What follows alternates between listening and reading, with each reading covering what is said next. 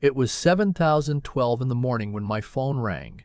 I was still in my robe, standing at the kitchen counter with a cup of coffee I hadn't touched yet. The number was my mother's landline, the one she'd had since 1987, the same number I'd memorized as a kid.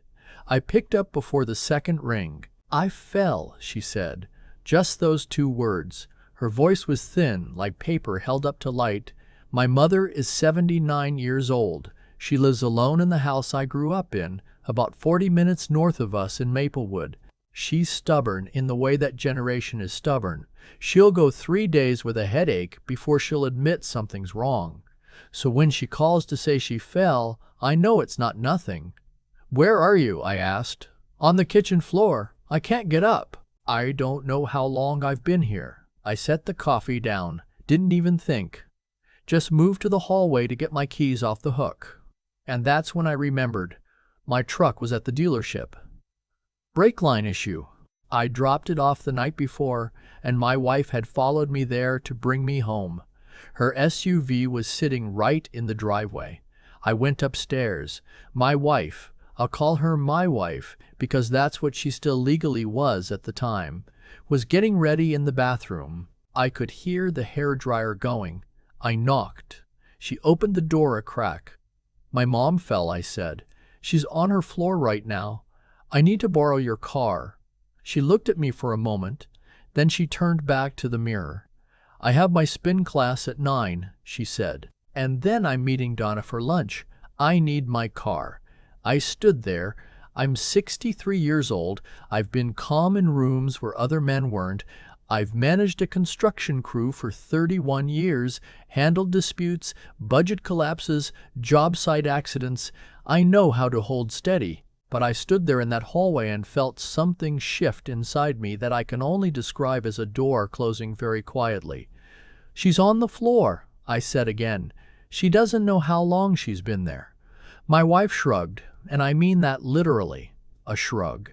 "Call her a cab, or 911 if it's serious. I can't miss this class. I already paid for the month." I didn't argue. I didn't raise my voice. I just said, "Okay," and walked back downstairs. I called my neighbor 2 doors down, a retired guy named Ed, who I've known for 15 years.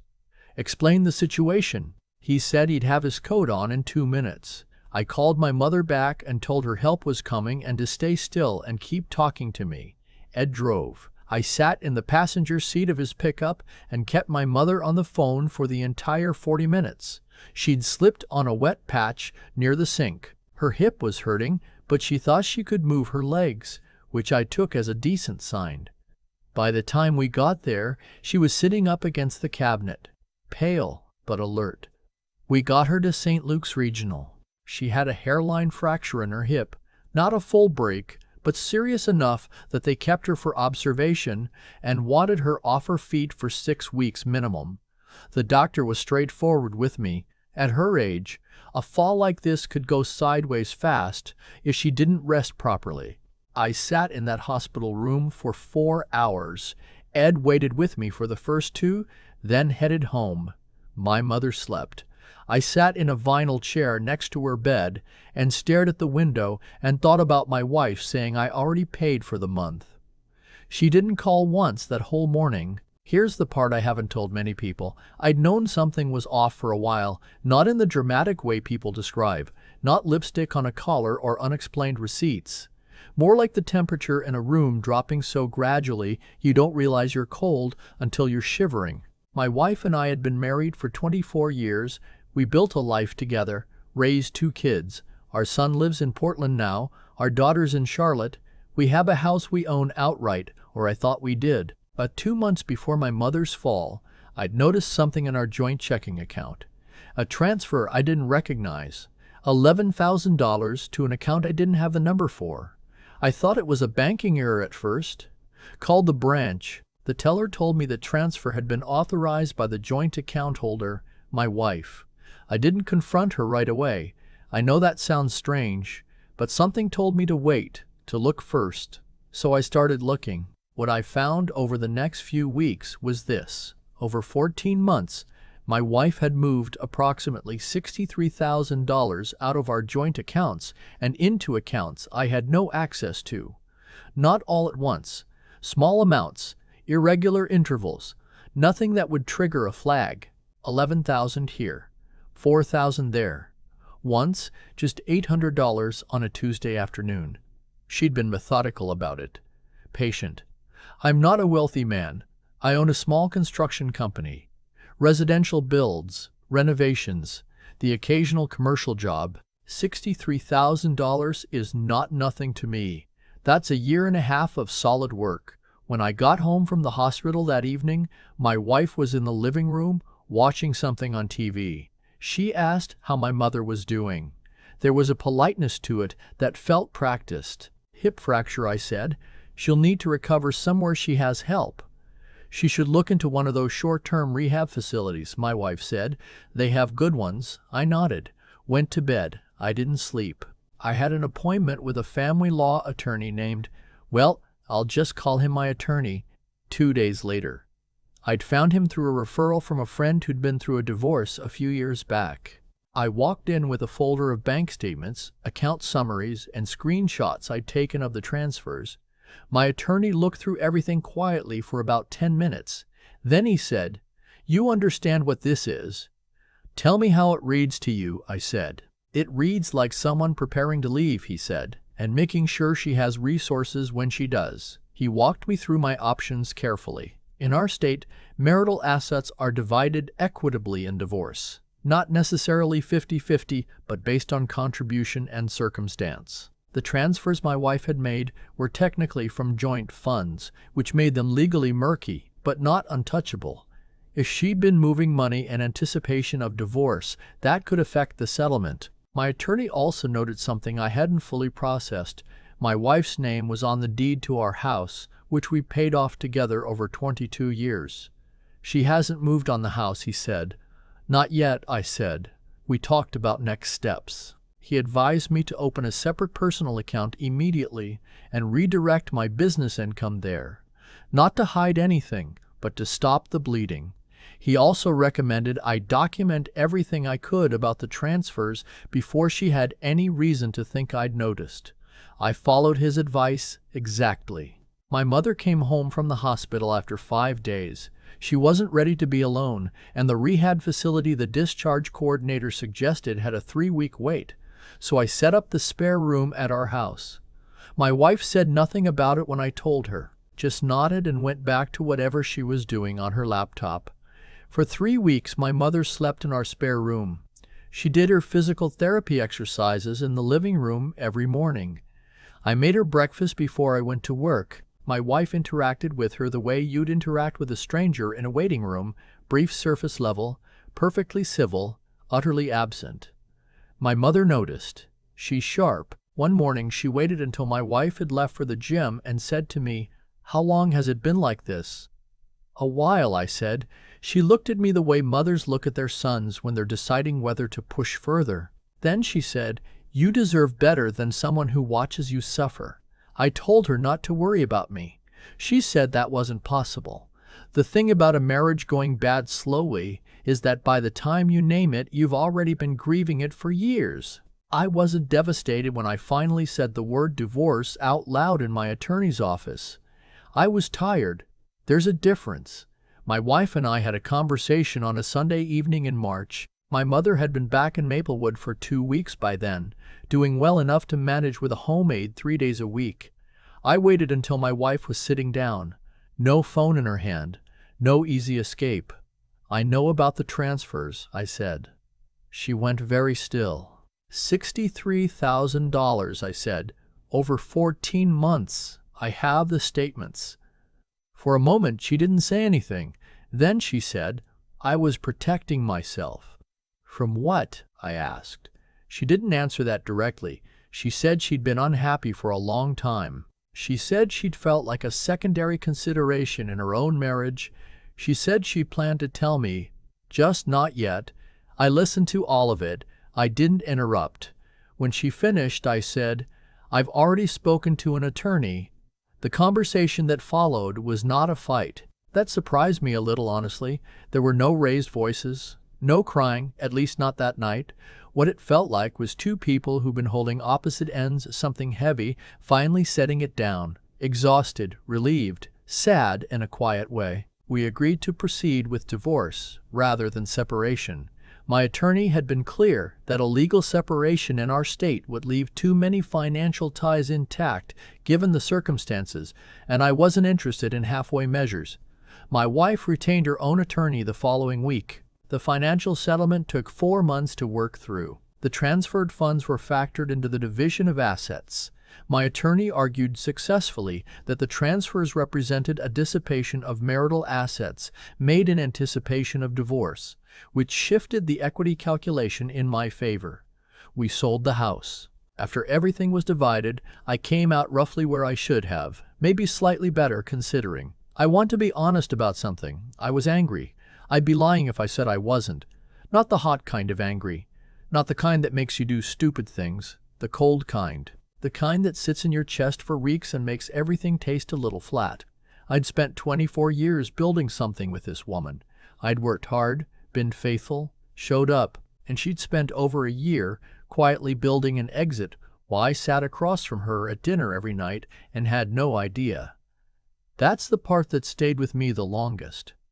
But here's what else is true. My mother is alive. She's in her house in Maplewood with a good aide who comes Monday, Wednesday, and Friday. She calls me every Sunday morning. Last month she told me she'd started doing a water aerobics class at the community center, and I laughed for the first time in what felt like weeks. I'm in a rental now, a 2-bedroom place about 20 minutes from where I grew up. It's quiet. Quieter than I expected. I'm still running my business. The company didn't miss a beat through any of this because I made sure it didn't. I've got a crew that depends on me, and I take that seriously. My son called me after he found out about the divorce. He was more upset than I expected, not because he didn't understand, but because he blamed himself for not noticing sooner. I told him there was nothing to notice from the outside. He asked if I was okay. I told him I was getting there. That's the most accurate thing I know how to say. I'm not standing at the destination, but I know which direction I'm walking, and I'm not walking backward. A few weeks ago, I ran into a guy I know from a local business owners group, someone who'd been through his own divorce about 3 years back. We grabbed coffee. He asked how I was doing with it all, and I told him the short version. He nodded in the way someone nods when they recognize the terrain. The hardest part, he said, isn't the anger. It's figuring out who you are when you're not in it anymore. I've thought about that a lot. I spent 31 years building houses for other people. I know how to read a foundation. I know what holds and what doesn't. And I know that when a structure is too compromised to save, the honest thing to do, the necessary thing, is to clear the ground and start again.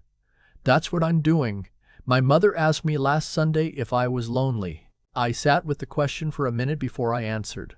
Some days, I said, but it's a different kind of lonely than before. She understood what I meant. I could tell by how she didn't push further. I don't know what the next chapter looks like in detail. I know I'll keep working. I know I'll keep driving up to Maplewood on the first Saturday of every month to have lunch with my mother and fix whatever needs fixing around her house. I know my son is coming to visit in the fall, and my daughter is talking about Christmas. And I know that the morning my mother called from her kitchen floor, when I said okay and walked downstairs and called Ed instead of arguing, that was the moment I understood something I'd been circling for a long time. Some people show you exactly who they are in the small moments, when it costs them nothing to help, and they still won't. When the inconvenience is minor and the need is real and the answer is still no. I heard the answer. I just needed time to believe it. I believe it now. I've been thinking a lot about cause and effect lately. Not in any abstract way. Just the plain, unglamorous version of it that shows up in real life. The version where the things you choose and the things you refuse to choose eventually add up to something you can't walk back from. My wife didn't lose this marriage in one morning. She lost it the way a foundation cracks. Slowly, invisibly, one small decision at a time. The spin class. The shrug. The $11,000 on a Tuesday. Each one felt manageable to her, I suppose. Each one felt like something she could absorb without consequence. But consequences don't always announce themselves. Sometimes they just wait. I think about the morning my mother called from that kitchen floor. I think about standing in that hallway and feeling that door close inside me. Quietly, with no drama, just a soft and final click. That moment didn't come from nowhere. It was the accumulated weight of 100 smaller moments. All the times I'd told myself the temperature wasn't dropping, all the times I'd mistaken silence for peace. What I've learned, really learned, not just read somewhere, is that integrity isn't something you perform when people are watching. It's what you do at 7:12 in the morning when your mother is on the floor and your wife is running a hairdryer and you have a choice about who you're going to be. I called Ed. I drove 40 minutes. I sat in a vinyl chair for 4 hours, not because I'm exceptional, because it was the only thing that made sense to me as a person. That's what I mean by character. It's not a quality you announce. It's the sum of what you actually do when it costs you something. And intelligence. Real intelligence isn't just knowing facts or running a business or understanding a balance sheet. It's the willingness to look clearly at what's in front of you, even when looking is uncomfortable. I waited before I confronted my wife because I needed to understand what I was dealing with. I looked at the bank statements. I asked the right questions. I didn't react out of anger. I responded out of clarity. That distinction saved me more than I can calculate. The hardest part, and the part I'm still working through, is this. I spent 24 years building something I believed in. That's not nothing to grieve. But I've come to understand that grieving a thing honestly is different from holding on to it past the point of reason. You can mourn what was real without pretending what's broken can still hold weight. My mother is doing her water books on Wednesday mornings. Ed still waves from his driveway when I drive by. My son is coming in the fall. The ground I'm standing on is mine. Actually mine, in a way it hadn't been in years, maybe ever. I'm 63 years old. I know how foundations work. I know what holds and what doesn't. And I know that the most honest thing a person can do, when they finally see the damage clearly, is stop pretending the structure is fine and start building something that will actually last. That's where I am. And for the first time in a long time, that feels like enough.